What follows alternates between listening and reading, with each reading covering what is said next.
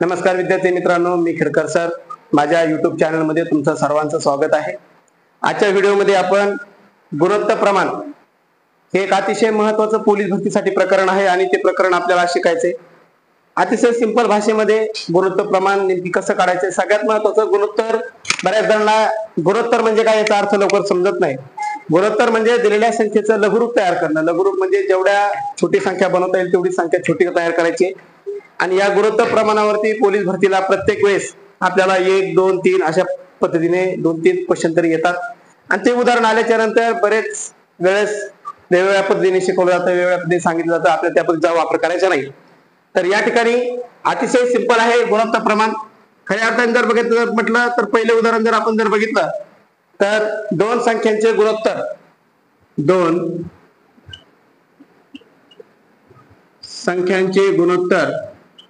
दोन संख्यांचे गुणोत्तर 4:7 आहे. 4:7 आहे. प्रत्येक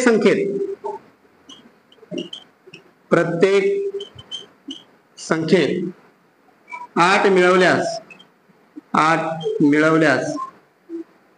बेरीज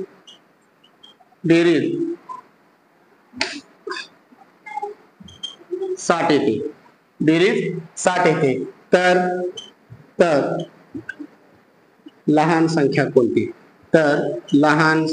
कोणती? अतिशय सिंपल क्वेश्चन आहे. बऱ्याच वेळेस अशा टाईपचा क्वेश्चन आल्याच्या नंतर याचं उत्तर काढताना बरेच जण वेगवेगळ्या पद्धतीचा वापर करतात. उत्तर अतिशय सिंपल आहे. दोन संख्यांचं गुणोत्तर दिलंय 4:7 दिलंय. मित्रांनो, गुणोत्तरामध्ये कधीही बदल करता येत नाही, कारण की गुणोत्तर हे स्थिर असते, त्याच्यामध्ये बदल करता येत नाही. बेरजेमध्ये आपण बदल करू शकतो, पुढची मागची बेरीज आपण लिहू शकतो. आपल्याला 4:7 गुणोत्तर दिले, परंतु बेरीज प्रत्येक संख्येत 8 मिळवल्याच्या नंतरची दिली.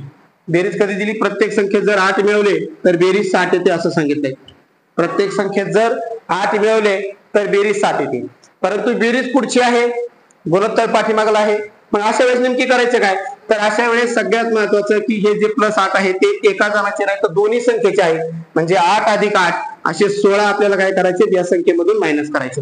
कारण की बेरीज 8 प्लस केल्यानंतरची आहे आणि गुणोत्तर 8 प्लस करण्याच्या अगोदरच आहे. म्हणून आपल्याला दिलेली बेरीज कमी करायची, जेणेकरून कमी केल्यामुळे गुणोत्तरा बरोबर बेरीज येईल. म्हणून 60 मधून जर 16 गेले तर खाली 44 उरतात.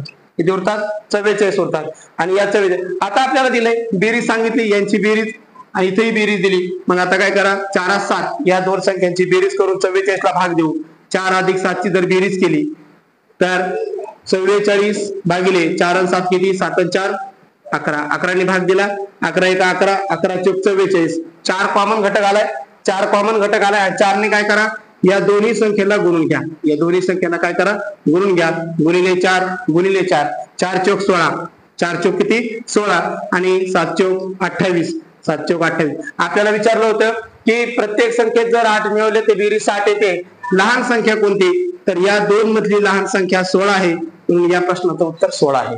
या पद्धतीने आपल्याला बेरीज कधीची दिली त्यानुसार इथं प्लस कधी करायचा आहे, मायनस कधी करायचा आहे हे लक्षात आलं पाहिजे. दोन संख्येचे गुणोत्तर आपल्याला दिलं होतं. या पद्धतीने आपण थोडस वेगळ्या पद्धतीने गुणोत्तर प्रमाण आपल्याला शिकायचे. परीक्षेला अशा पद्धतीने जर उदाहरण जर आलं तर आपल्याला ते सॉल्व्ह करायचे. गुणोत्तर प्रमाण म्हटलं की बऱ्याच जणांना परीक्षेमध्ये किंवा पेपरमध्ये बरीचशी अडचण येते आणि अडचण आल्याच्या नंतर ते x मानून जर मांडलं तर बऱ्याच जणांना प्रॉब्लेम येतो गुणोत्तर प्रमाणामध्ये. याच्यानंतर जे उदाहरण आपल्याला बघायचंय, दोन संख्येचे गुणोत्तर 5:3 आहे. दोन संख्यांचे गुणोत्तर 5:3 आहे. 5:3 आहे.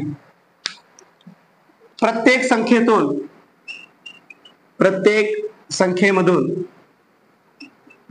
संख्येमधून 5 वजा केले तर बेरीज 62 येते. बेरीज किती येते? तर 62 येते. तर मोठी संख्या कोणती? असा प्रश्न विचारला जातो. सिंपल क्वेश्चन आहे.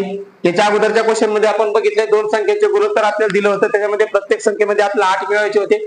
याच्यामध्ये आपल्याला 5 वजा करायचे. वजा करायचे काय, तुम्हाला आधी सांगितल्याप्रमाणे गुणोत्तरामध्ये कधीही बदल होत नाही, गुणोत्तर आहे तेच राहील. 5 वजा करायचे. 5 काय करायचे, आपल्याला वजा करायचे. परंतु 5 वजा केल्याच्या नंतरची बेरीज आपल्याला 62 येणार आहे. जेव्हा आपण 5 वजा करू तेव्हा बेरीज 62 येते. मग आता 5 वजा केल्याच्या नंतर बेरीज 62 आहे. गुणोत्तर जर आत्ताच आहे, 5 वजा केल्याच्या नंतरची बेरीज आहे, तर आपल्याला 5 काय करावं लागणार, प्लस करावं लागणार. म्हणजे 5 काय करायचे आपल्याला, दोन्ही संख्येचे 5 आणि 5 10 काय करायचे आपल्याला प्लस करावं लागतील, कारण की वजा केल्याच्या नंतरची बेरीज दिली. मग आपल्याला ते दोन्ही मिळून दोन्हीची जर बेरीज केली तर किती येते, 72 येते. आणि आपल्याला बघायचे 5 आणि 3 किती, 5 आणि 3 किती, 8 आली आहे. आणि 72 ला काय करायचं, 8 ने भाग द्यायचं. 8 1 8, 8 9 72, 9 कॉमन आलाय. 9 काय झालाय, कॉमन आलाय. आणि 9 ने काय करा, दोन्ही संख्येला गुणून घ्या. 9 ला काय करा, दोन्ही संख्येला गुणून घ्या. 9 5 45 आणि 9 3 27. म्हणजे याच्यामध्ये आपल्याला विचारले मोठी संख्या कोणती, तर मोठी संख्या आहे 45. छोटी संख्या विचारली असती तर छोटी संख्या आहे 27. फक्त इथं एक गोष्ट लक्षात ठेवायची, आपल्याला प्लस कधी करायचे आणि वजाबाकी कधी करायची, त्या दोन गोष्टी फक्त इथं वारंवार व्हिडिओ रिपीट करून बघायचे तुम्हाला, जेणेकरून तुम्हाला त्या गोष्टी लक्षात येतील. याच्यानंतर अजूनही वेगळ्या स्वरूपातले काही उदाहरणं विचारले जातात. अजूनही वेगळ्या स्वरूपातले काही उदाहरणं तुम्हाला विचारले जातात, जे उदाहरण आपल्याला परीक्षेसाठी खूप महत्वाचे आहे.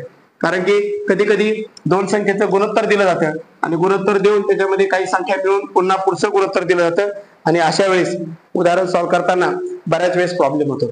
आलं लक्षामध्ये. खरं तर पोलीस भरती तोंडावर आलेली आहे आणि पोलीस भरती तोंडावर आल्याच्या नंतर आपल्याला गणित अतिशय सोप्या आणि साध्या भाषेमध्ये शिकायचं जर म्हटलं तर आपल्या चॅनलवर येणं जास्त गरजेचं आहे. आणि याच्यानंतरचं दुसरं उदाहरण जर मी सांगितलं तर दोन संख्येचे गुणोत्तर 5:7 आहे. याच्यानंतर जर उदाहरण बघितलं आपण, दोन संख्याचे गुणोत्तर 5:7 आहे. 5:7 आहे. प्रत्येक संख्येत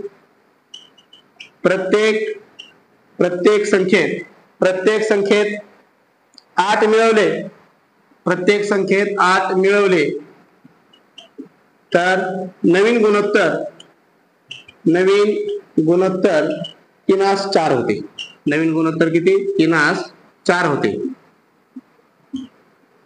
तर लहान संख्या कोणती किंवा त्या संख्या कोणत्या, असा काही प्रश्न विचारू शकतात. लहान संख्या. आता यात अगोदर आपल्याला बेरीज दिली होती, बेरीजेनुसार आपण उत्तर बघितलंय कसं काढायचंय. परंतु दोन संख्येचे गुणोत्तर 5:7 आहे, प्रत्येक संख्येमध्ये 8 मिळवले तर नवीन गुणोत्तर 3:4 होते. तर लहान संख्या कोणती, सिंपल आहे. सुरुवातीला पहिलं गुणोत्तर तुम्हाला दिले 5:7, पहिलं गुणोत्तर तुमचं 5:7 आहे. त्याच्यानंतर तुम्हाला सांगितलंय प्रत्येक संख्येत 8 मिळवले तर, प्रत्येक संख्येत किती, 8 मिळवले तर. मग दोन्ही संख्येमध्ये 8 मिळवून घेऊ. इथं 8 प्लस केले, इकडल्या बाजूलाही 8 प्लस केले. दोन्ही संख्येमध्ये 8 मिळवले आणि हे 8 मिळवल्याच्या नंतर नवीन गुणोत्तर आले 3:4. नवीन गुणोत्तर किती आले, 3:4. या पद्धतीने मला काय करायची, मांडणी करून घ्यायची. अतिशय सिंपल मांडणी आहे. पहिलं गुणोत्तर दिले 5:7, दोन्ही संख्येमध्ये 8 मिळवले, म्हणून इथं 8 लिहिले. त्याच्यानंतर नवीन गुणोत्तर जे आलंय 3:4 मी खालच्या साईडला लिहिले. बरोबर आहे. मग आता सॉल्व्ह करताना काय करायचंय, फक्त या दोघांचा तिरका गुणाकार करायचा. या दोघांचा काय करायचंय, तिरका गुणाकार करायचा. 8 3 किती, 24. 8 3 किती, 24. वजा त्याच्यानंतर या दोघांचा तिरका गुणाकार होईल. बरोबर आहे. 8 4 किती, 32. आणि 32 मधून जर 24 गेले तर खाली किती होत आहे, 6 आणि 2 किती, 8 उरले. किती उरले, 8 उरले. त्याच्यानंतर तिरका गुणाकार करायचा आहे मधल्या संख्येचा तिरका गुणाकार आहे. 7 3 21 वजा 5 4 किती, 20. बरोबर आहे. 20 21 मधून 20 गेले, खाली 1 उरला. आणि या 1 ह्या संख्येला 8 ला जर भाग दिला तर 8 ही काय आहे, कॉमन संख्या येणार आहे. 8 ही काय येणार आहे, कॉमन संख्या. आणि तुम्हाला विचारलंय लहान संख्या कोणती, प्रश्न काय विचारलाय, लहान संख्या होती. आणि जेव्हा ही कॉमन संख्या येईल तेव्हा कॉमन संख्या आल्याच्या नंतर 5 आणि 7 जे पहिलं गुणोत्तर आहे. बरेच जण इथं चूक करतात. पहिलं गुणोत्तर कोणतं आहे, 5 आणि 7. म्हणजे पहिल्या गुणोत्तरला काय करायचंय, कॉमन संख्येने गुणून घ्यायचे. पहिल्या गुणोत्तरला काय करायचंय, कॉमन संख्येने. 8 गुणिले 5 केलं, 8 5 40. आणि 7 गुणिले 8 केलं, 7 8 किती, 56.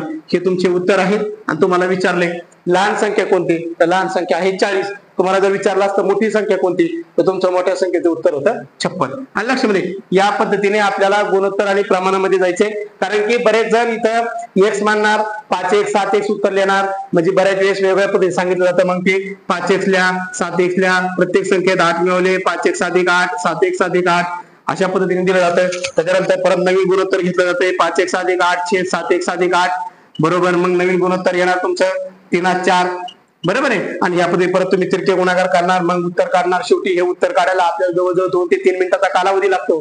आणि या कालावधीमध्ये जर एखादी चूक जर झाली तर ती चूक सापडण्यासाठी पुन्हा 1 मिनिट लागतो. म्हणजे एक उदाहरण सॉल्व्ह करायला जर आपल्याला 4 मिनिटं लागत असतील तर आपण परीक्षेमध्ये आपलं पुन्हा तेच उत्तर असेल की परीक्षा सोपी असेल, परंतु गणित जरी येत असेल तर त्याचा उपयोग नाही, कारण गणित वेळेवर सुटणं खूप गरजेचं आहे. आणि एका उदाहरणाला जर 4 मिनिटं लागत असतील तर ते गणित सोडून काय उपयोग नाही.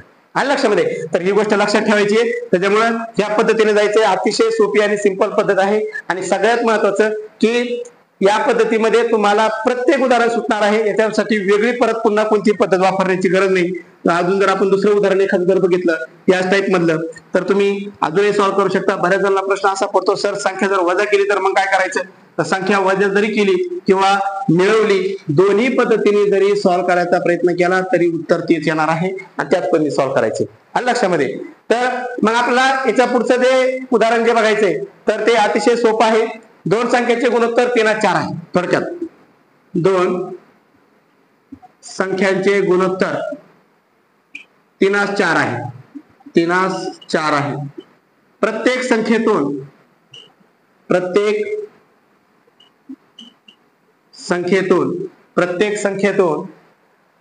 4 कमी केले तर नवीन गुणोत्तर 4 कमी केले तर नवीन गुणोत्तर 11-16 येते. नवीन गुणोत्तर काय? 11-16 येते. तर ती संख्या कोणती? असा प्रश्न 11-16 येते. तर थोडक्यात लहान संख्या म्हणा, मोठी संख्या म्हणा, लहान संख्या कोणती? आपल्याला असा प्रश्न विचारलाय. आता इथे काय केलंय? आपल्या प्रत्येक संख्येतून 4 कमी करायचे. 4 काय करायचं सांगितलं? कमी करायचे. पुन्हा तीच जशी आपण मिळवले होते याच्या अगोदरच्या उदाहरणामध्ये तसंच आपल्याला काय करायचं? पुन्हा कमी करायला सांगितले. काहीच हरकत नाही. पहिलं गुणोत्तर घेतलं 3×4, त्याच्यानंतर 4 वजा केले तर दोन्हीकडेही 4 वजा करून टाकले दोन्ही संख्येमधून. त्याच्यानंतर नवीन गुणोत्तर 11-16 आहे. 11-16 या ठिकाणी लिहून घेतलं. पुन्हा तुम्हाला याच पद्धतीने सॉल्व्ह करायचे. पुन्हा 4 × 11, 11 चौक किती? 44 मायनस 16 चौक 64, 16 चौक किती? 64. आणि 64 मधून जर 44 जर वजा केले तर खाली 20 उरतात. 64 मधून जर 44 वजा केले तर खाली 20 उरतील. त्याच्यानंतर पुन्हा मधल्या संख्येचा तिरका गुणाकार केलाय. 11 चौक 44 मायनस 16 त्रिक 48 आणि 48 म्हणून 44 गेले. पुन्हा खाली 4 उरले आणि हे 4 इथे घेतले. 4 ने 20 ला भाग दिला. 4 1 4, 4 पंचे 20 म्हणजे 5 कॉमन आलाय. काय कॉमन आलाय? 5 कॉमन आलाय. आणि 5 ने नेहमीप्रमाणे मागच्या उदाहरणासारखं वरच्या गुणोत्तरला गुणून घ्यायचे. 3 × 5, 3×5 15 आणि 4 × 5, 4×5 20. ह्या तुमच्या दोन संख्या आता 15 आणि 20. आलं लक्षामध्ये? 15 आणि 20 या पद्धतीने गुणोत्तर अतिशय सोपं आहे. कमी असलं वजा असलं काही फरक पडत नाही. तिथं वजा चिन्ह येऊ द्या, बेरीज चिन्ह येऊ द्या, खाली तुम्हाला वजाबाकीच करायची आहे. आलं लक्षामध्ये? याच्यामध्ये अनेक वेगवेगळ्या प्रकारची उदाहरणं आहेत. त्याच्यामध्ये बदल कसा करायचा आहे, त्याच्यामध्ये नेमकी चेंजेस काय आहे. त्याच्यानंतर अजूनही मिश्रणाची उदाहरणं असतात जे आपल्याला विचारतात. त्या मिश्रण उदाहरणामध्ये बऱ्याच जणांना समजत नाही नेमकी काय करायचंय.